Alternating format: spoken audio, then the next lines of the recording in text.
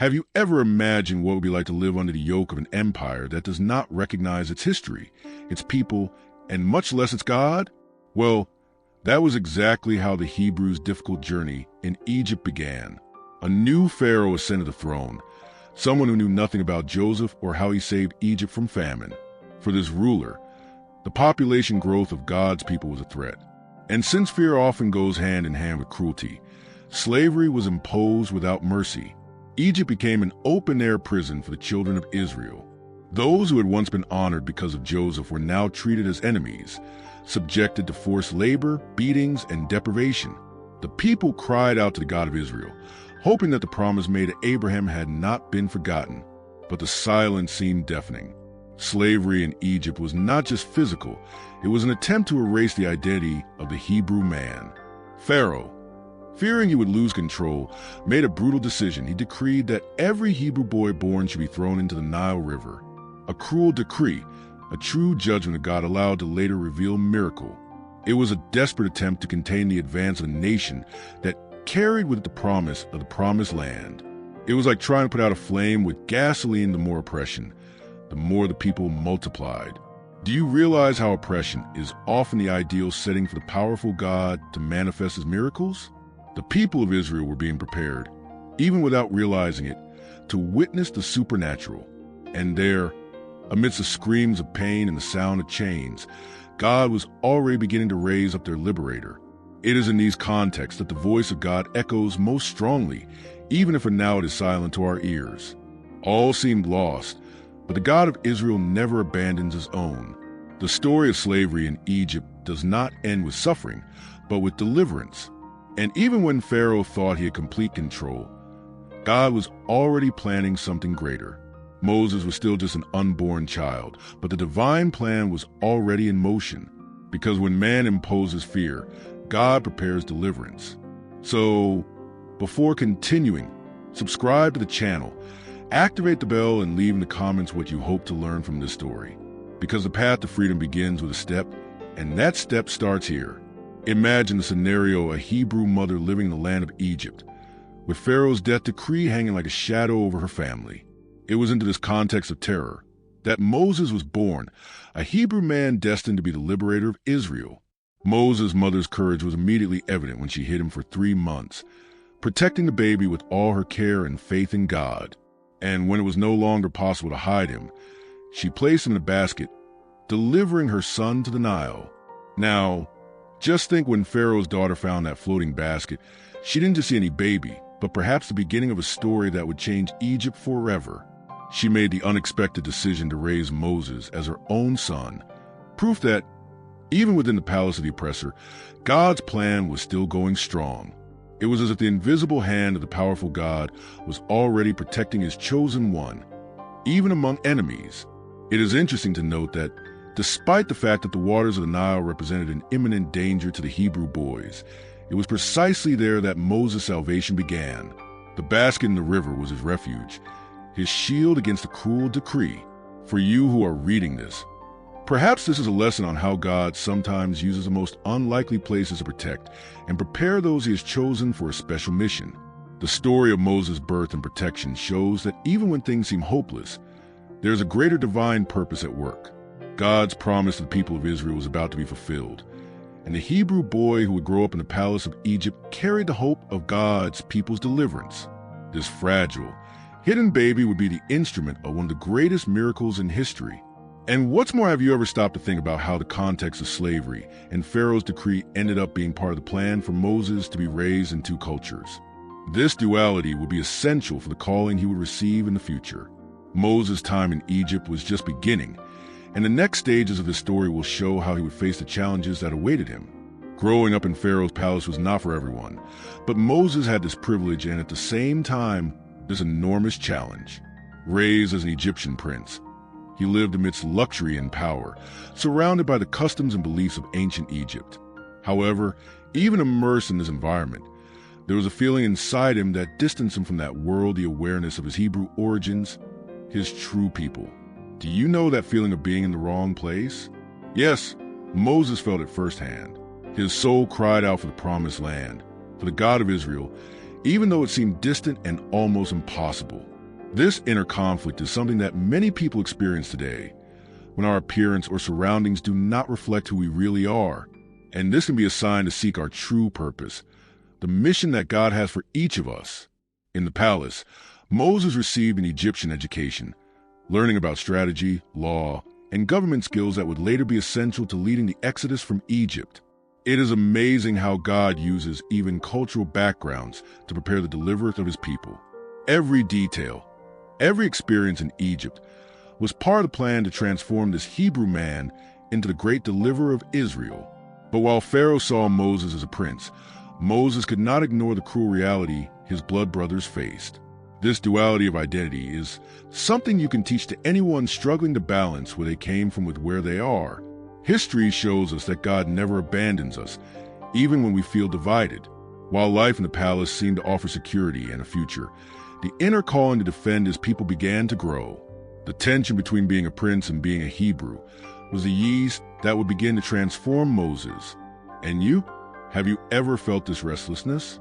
Brace yourself, because his journey was about to take a radical turn. There comes a time when patience runs out, and that is exactly what happened to Moses when he saw injustice against a fellow Hebrew. He did not stand by and watch the Egyptian foreman beat one of his people in an impulsive reaction. Moses killed the aggressor.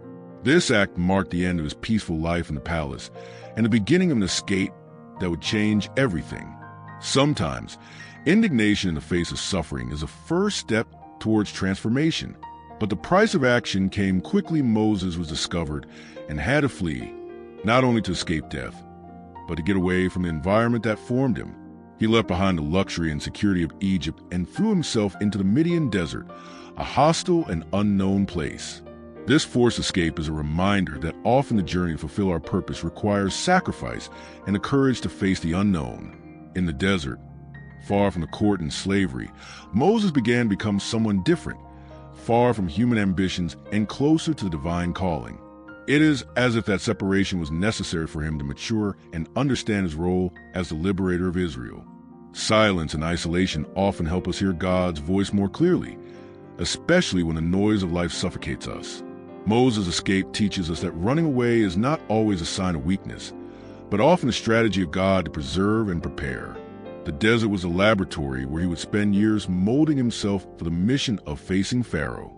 So, when you feel lost or pressured, remember that it may be God's time to prepare something great. Furthermore, the episode shows that even the strongest and most prepared can fail and need to start over. Moses' journey is an invitation to accept our failures and, above all, to seek strength in the powerful God who never abandons his people, even in the most difficult times. After fleeing to Midian, Moses found a new beginning far from Egypt, in arid and challenging lands. There he married Zipporah, daughter of the priest Jethro, and built a new life as a shepherd. This time in the desert, caring for the sheep may seem simple, but it was fundamental to his preparation. Life often takes us to unexpected places, so that we can learn to hear God's voice better. Caring for flock for 40 years was not just a pastoral task, but a school of patience, humility, and dependence on God. Moses learned to trust in the powerful God who takes care of even the smallest details, even when everything seems stagnant. And in that pause, he was shaped to lead the Exodus and face Pharaoh. Life in the desert can be hard, but it is also a place where miracles happen. Then, on one of those ordinary days, something extraordinary happened. Moses saw the burning bush on Mount Horeb. That burning bush that was not consumed caught his attention, arousing curiosity and, of course, a little fear. It is a reminder that God manifests himself when we least expect it, sometimes in surprising and even mysterious ways, showing that the divine call can appear at any moment in our routine. The burning bush was a gateway to Moses' personal encounter with the God of Israel, the voice that would echo forever in his story and in the history of the Hebrew people. When God spoke to Moses on that mountain, the call to free the people enslaved in Egypt began to take shape. And it is fascinating how this encounter transforms a simple shepherd into the liberator of Israel. This time in Midian, then, was not wasted time, but rather the necessary preparation for Moses to understand that true power comes from the God who speaks and acts. Thus, He prepared himself for the moment of confronting Pharaoh, of acting in the name of God's promise and the miracles that were come. Moses' journey in the desert is an invitation for us to also embrace our seasons of waiting with faith and purpose. At the burning bush, Moses had an encounter that changed everything. God spoke directly to him, revealing himself as the God of Israel, powerful and just. God's voice called him to a great mission, to free the Hebrew people from slavery in Egypt. It is as if the flame did not consume the bush to show that divine power remains eternal, even in the midst of adversity. Moses, however, felt insecure and resisted the call. After all, who was he, a simple shepherd, to face Pharaoh, the most powerful man in Egypt? Many times, when faced with God's call, we feel the same doubt. God, however, promised to be with him, assuring him that he would not be alone in this mission. It is a reminder that, with the powerful God by our side, we can go far beyond our limits. Furthermore, God appointed Aaron, Moses' brother, as a spokesman to help communicate with the people and with Pharaoh himself. This partnership was essential, showing that even in divine missions, support and unity are fundamental to success. God does not call us to fight alone, but in community, strengthened by brothers. God's promise of deliverance for people of Israel began to materialize at that moment. Moses was transformed from a simple Hebrew man into a true liberator, called to perform God's miracles and bring judgments against Egypt. The divine call is often the turning point we need to change history, not only our own, but that of an entire people. This episode teaches us that listening to God's voice is the first step to true freedom. Like Moses, we may feel fear or insecurity, but the answer must be to trust in the powerful God who never fails. So are you ready? Because the time to act is coming. Moses did not hesitate and returned to Egypt, carrying God's powerful message, "Let my people go."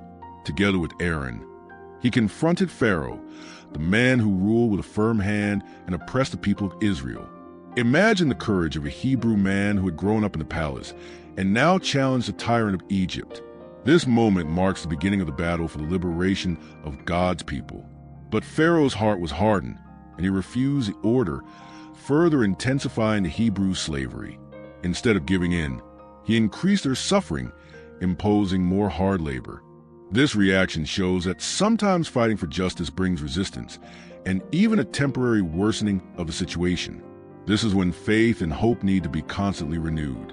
Despite Pharaoh's refusal, Moses trusted in God's promise, who promised to free the people with a strong hand and powerful miracles. This trust in the word of the God of Israel is an example for all of us, because even when it seems impossible, the divine plan is in action. Often, God works behind the scenes, preparing judgment to defeat the enemy. The return to Egypt was not only an external challenge, but also a test of Moses' faith and leadership. He went from prince to shepherd, from fugitive to liberator, and now faced Pharaoh as the spokesman for the mighty God. This transformation teaches us that our true identity is revealed when we fulfill God's calling, no matter our past. This reunion with Pharaoh opens a door to God's miracles and the dreaded plagues of Egypt, clear signs of divine judgment. And that's when the story begins to take a supernatural turn, where God's power will be evident in every detail. Get ready, because what comes next is impressive. The plagues of Egypt mark the beginning of a direct confrontation between the God of Israel and the power of Pharaoh. The first of these was shocking the waters of Nile, the source of life for Egypt, turned into blood. Imagine the confusion and panic among the people, seeing the sacred river become useless and fetid. This miracle of God was the first warning of the divine judgment that was to come.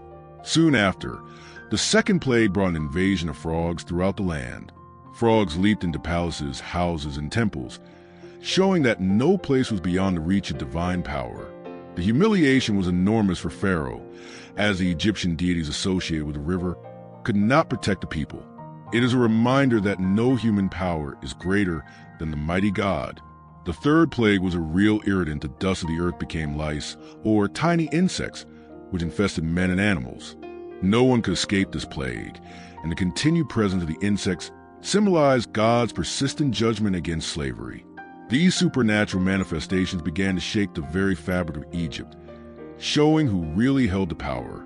The fourth plague came with an invasion of flies, but with one detail: the land of Goshen, where the Hebrews lived, was spared. This special protection reinforced that God cared especially for his people and punished the oppressor. It is a clear warning that divine judgment is just and directed, and that the liberation of God's people was near. These first plagues were just the beginning of a series of signs and wonders, each showing the mighty hand of God and his promise of deliverance. Pharaoh was being challenged, and the Exodus was approaching. Little did they know that the Red Sea would be the final stage of this incredible deliverance. We have reached the end of this journey through the incredible story of Moses, the liberator of Israel, and the plagues that shook Egypt. Now, I ask you, how can you apply this courage, faith, and trust in the powerful God in your own life? Is it time to listen to God's voice and face the pharaohs who oppress you? True liberation begins when we accept the call to act. May this story inspire you not to give up, even when everything seems difficult or impossible. God's promise is real, and his powerful hand is ready to guide us towards the promised land of a fulfilled life. So, how about starting to seek this change right now? If you like this content, don't forget to subscribe to the channel, activate the bell to receive all notifications, and stay up to date with more stories that transform lives. Let's go together on this journey of faith, knowledge, and liberation.